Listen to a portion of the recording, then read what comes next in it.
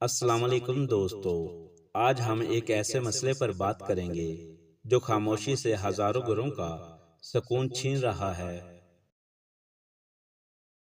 میاں بیوی میں بڑھتی ہوئی ناچاکیاں، آخر قصوروار کون ہے؟ شوہر، بیوی یا رویہ؟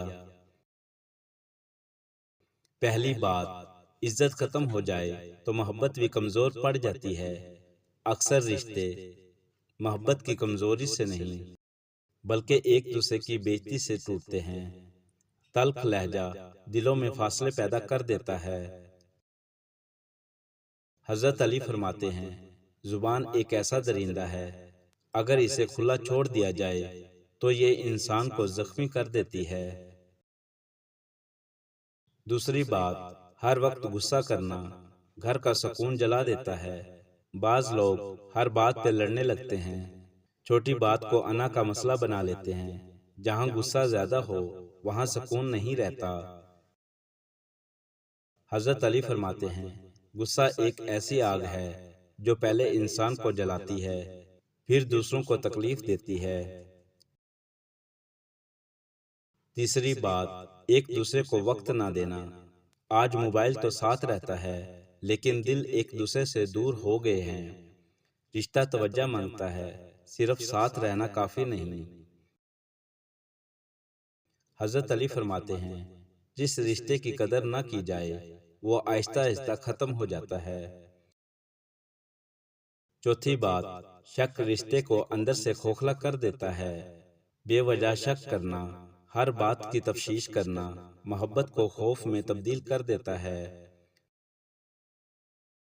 حضرت علی فرماتے ہیں، بدگمانی سب سے بڑی بیماری ہے، یہ محبت کو نفرت میں بدل دیتی ہے۔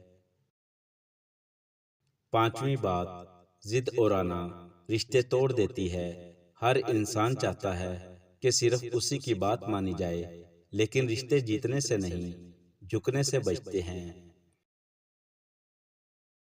حضرت علی فرماتے ہیں، جو انسان جھکنا جانتا ہے وہ لوگوں کے دلوں میں جگہ بنا لیتا ہے۔ چھٹی بات، دوسروں سے موازنہ کرنا، اپنے شریک حیات کو دوسروں سے کمپیئر کرنا دل میں احساس محرومی پیدا کرتا ہے۔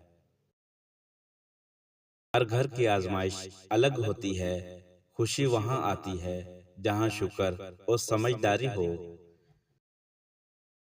ساتویں بات، معاف نہ کرنا، کبھی کبھی ایک معافی ٹوٹا ہوا رشتہ بچا لیتی ہے، لیکن ضد دلوں کو مزید دور کر دیتی ہے۔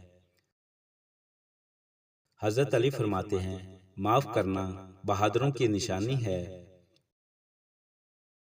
یاد رکھیں، میاں بیوی کا رشتہ الزام سے نہیں بلکہ محبت، صبر اور احترام سے چلتا ہے۔ قصور ہمیشہ ایک کا نہیں ہوتا، کبھی الفاظ غلط ہوتے ہیں اور کبھی رویہ۔ اللہ تعالی ہر گھر میں محبت، سکون اور برکت عطا فرمائے، آمین۔ اگر آپ کو یہ باتیں اچھی لگیں تو ویڈیو کو لائک کریں، شیئر کریں اور ایسے ہی خوبصورت اقوال کے لیے چینل ضرور سبسکرائب کریں۔ شکریہ۔